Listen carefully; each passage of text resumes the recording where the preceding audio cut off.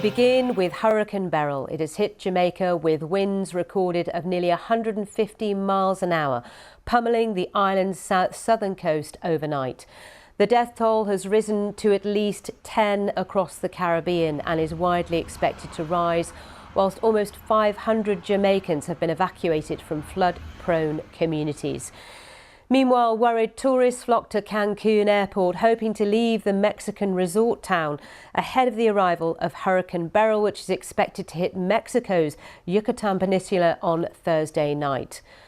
The vast Category 4 storm has left a trail of devastation as it barrels its way through the Caribbean.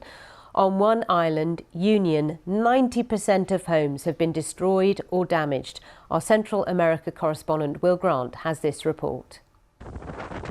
Having ripped off roofs and tossed aside homes as it tore through the Caribbean, Hurricane Beryl has now hit Jamaica. For days, the island's government has said that the storm's destructive force was not to be underestimated. The Beryl would lash the country with high sustained winds, strong gusts and heavy rain. They also warned of life-threatening storm surges too. And even within the first hours of the storm making landfall, streets in the capital, Kingston, began to flood, damaging homes and businesses. An evacuation order for low-lying areas was put into place, and the Prime Minister stressed that residents of at-risk communities should move to safer districts. We urge all Jamaicans to comply with notices to evacuate if and when they are issued. However, even without the issuance of notice, if you live in a low-lying area, and an area historically prone to flooding and landslide, or if you live on the banks of a river or a gully, I implore you to evacuate to a shelter or to safer ground. The coming hours will reveal just how much damage Beryl has wrought in Jamaica, but other islands show the devastation it can cause. In Carriacou, off the coast of Grenada, entire communities have been left homeless, with buildings destroyed or rendered uninhabitable. In St. Vincent and the Grenadines, Union Island was among the worst affected places in the Caribbean, receiving the full brunt of Beryl's power. Beryl is an unprecedented storm. None have formed as quickly or have intensified as fast in Atlantic hurricane history, and satellite pictures show it's not done yet. As the storm leaves Jamaica's territory, it will move towards the Mexican mainland. The tourist resort of Cancun is directly in its path. Just as people in Grenada, in St. Vincent and the Grenadines and in Jamaica had prayed for the best as Beryl drew near, now Mexicans are crossing their fingers in the hope that this extraordinarily powerful storm begins to weaken before it reaches their communities too. Will Grant, BBC News, Mexico.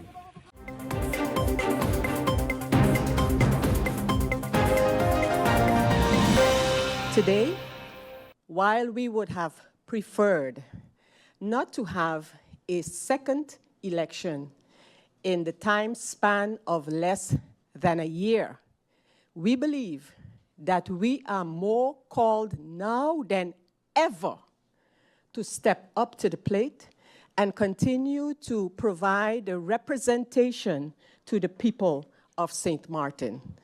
This is the time. Yes, it's a snap election. I know people are so discouraged with the many issues that St. Martin is facing at this moment. Not in the last place, the fact that we are in the middle of a hurricane season. As we continue our campaign, we will take this into consideration, that people on St. Martin are hurting, that issues such as GEBE will not go away because there is an election campaign going on. No, those issues that our people are facing, we feel them too. And so, while our campaign is going to be a call to St. Martin to stand strong, even during these times, it is the 23 of us, our supporters, and the people of St. Martin who will make a difference once and for all.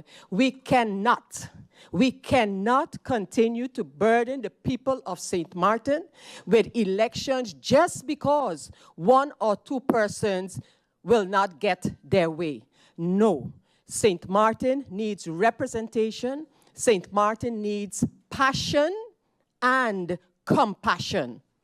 And so today I am most proud to present you of the Maine Voting Bureau with a slate of candidates, 23 candidates, each and every one committing to serve their country. We have a motto.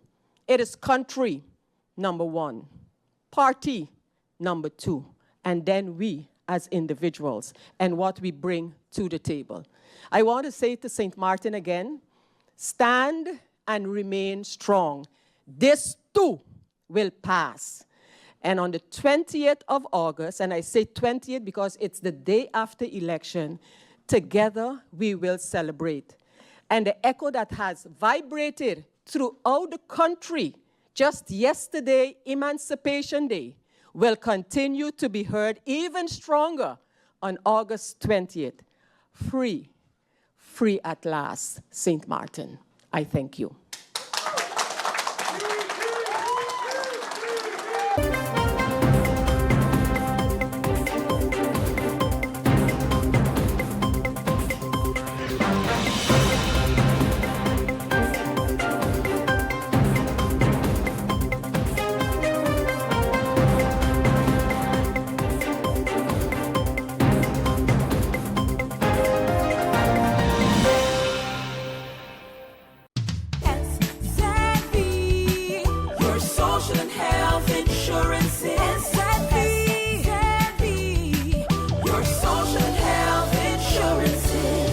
Are you SXM insured? Do you have a valid medical insurance status? SXM is cardless. Request your My SXM account today and enter the virtual office of SXM. Go to sxv.sx and sign up now. SXM, yeah. Your social and health insurances.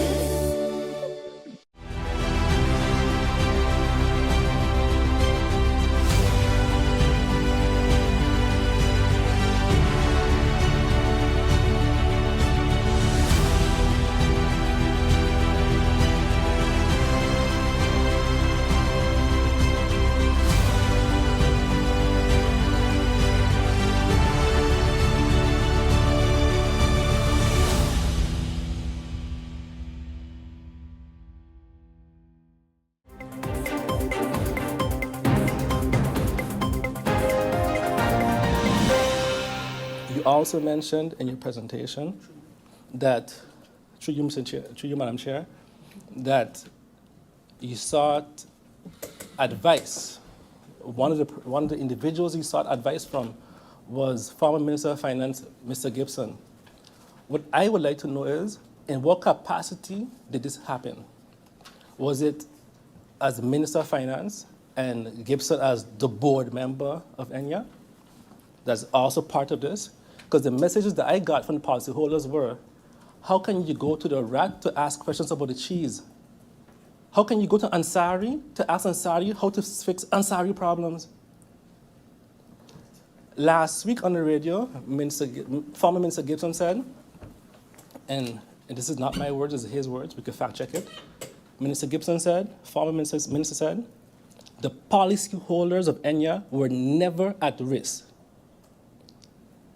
Gibson said on radio, the policyholders of ENYA were never at risk. Is this the same advice that he gave you, through you, Madam Chair? Did he indicate to you that they were never at risk? When we were dealing with this situation, I was advised by the legal team not to be in discussions without legal staff around, with individuals from the board or on site directly, because I was also approached to have these meetings. For these exact reasons, to make sure that there's full integrity in this process, also knowing that there is a court case still going on, also knowing that, because now everything can be implicated. So what I would like to know also, through Madam Chair, is what other advice did Mr. Gibson give? What other advice did he give? And who else was in this meeting? Can the Parliament get the minutes of this meeting? Can the Parliament get the minutes of this meeting? And again, I want to be clear, in what capacity was this meeting? As the Minister of Finance, Gibson, in what capacity as board member, current board member, what capacity?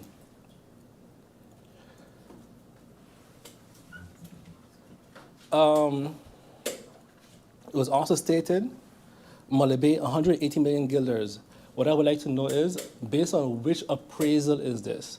We had an appraisal a few years ago, and then a second one was done, and a third one was pending.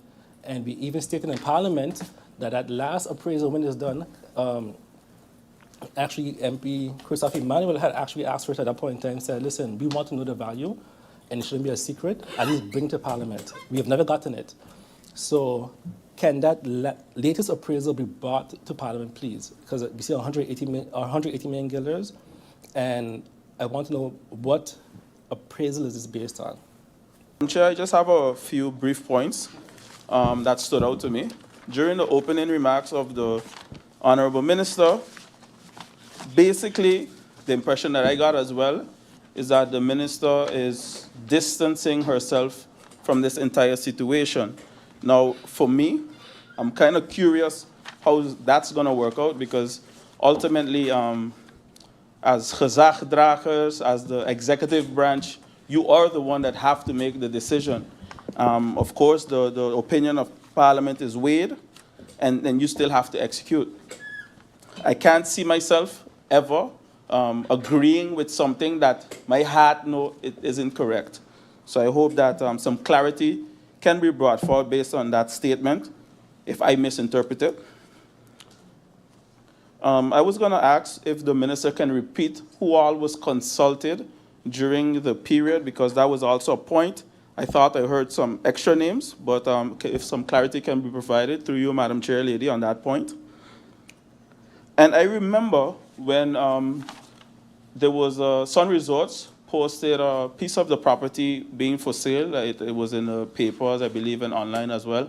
And I gave a strong message to them saying that before anything is put to sale, when I was in my capacity as Minister of Romy, that they have to consult with the Council of Ministers.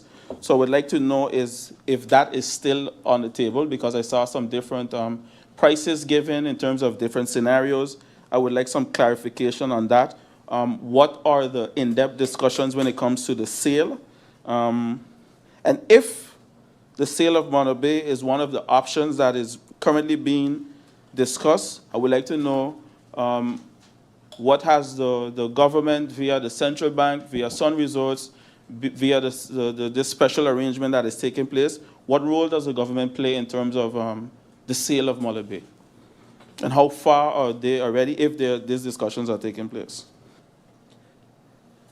From the presentation that was given by the Minister of Finance, and then hearing the previous Minister of Finance, I'm starting to believe that no one wants this to happen. And it's kind of strange, you know, what ideas and where we're going. But I'm curious. From a legal, legislative perspective, what exactly are we trying to approve today? What is sought? I do not see a national ordinance before us, and normally that's something that would take place,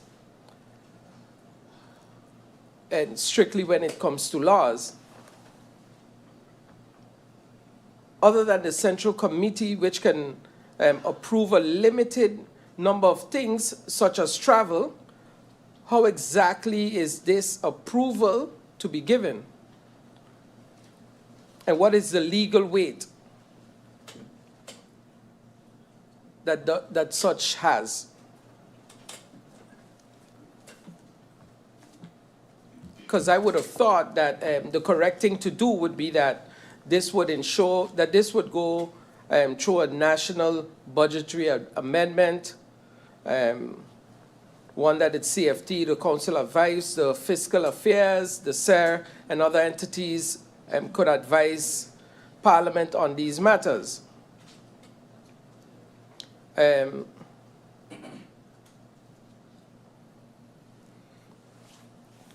If you want to refer to the position of Parliament, the latest position of Parliament was, that was in January 2023 by MP Manuel MP Bryson, which clearly stated that the interests of St. Martin and its people are always paramount and included in every discussion regarding the sale of Mullet Bay property, and all options are explored.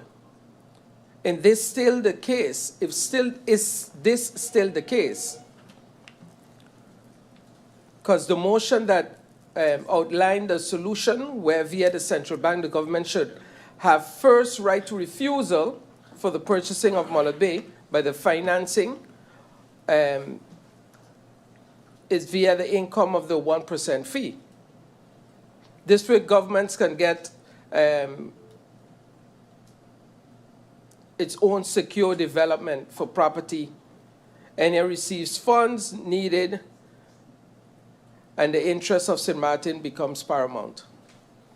And I remember there was a number of proposals, and the minister said they were all rejected by the Dutch government, or BZK, they were all rejected. And I was wondering, and I'm still questioning, what is it that they have to do with this? Because I also remember when they said they don't give financing to third parties. I didn't like it then, and I don't like it now.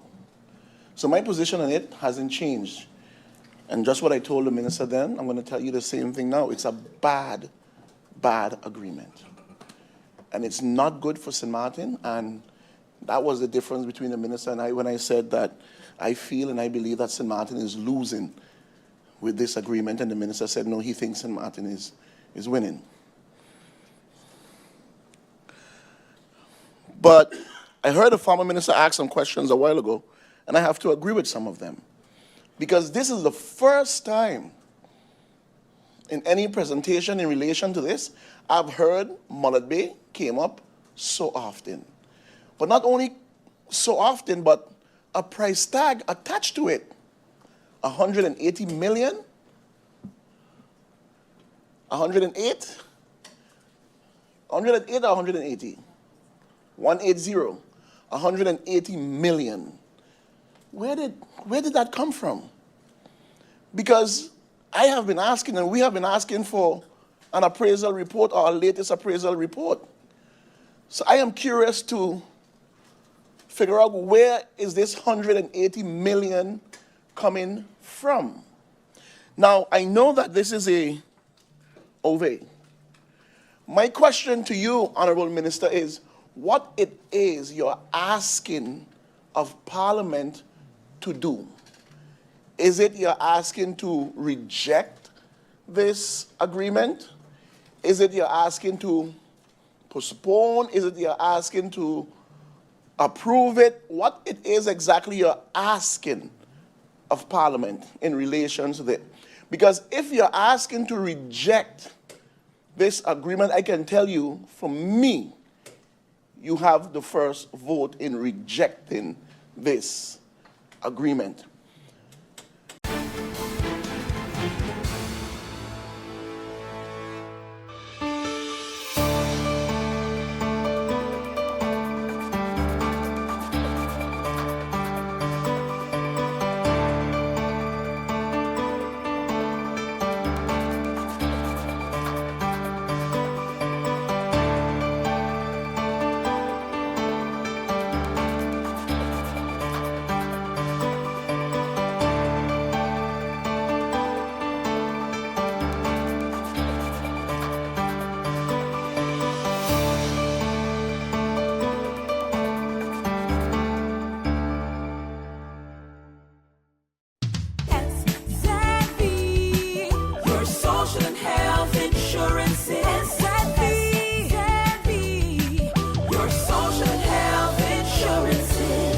Are you SXM insured?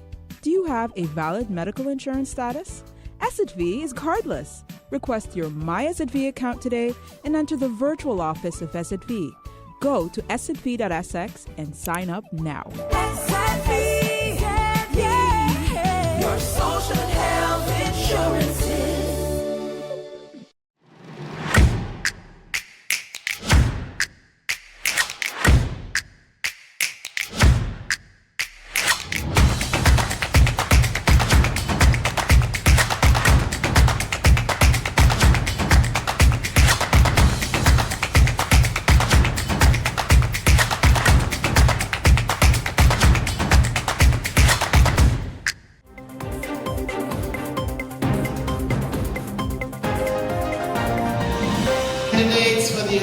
Associate of Arts degree in General Liberal Arts, please rise and remain standing.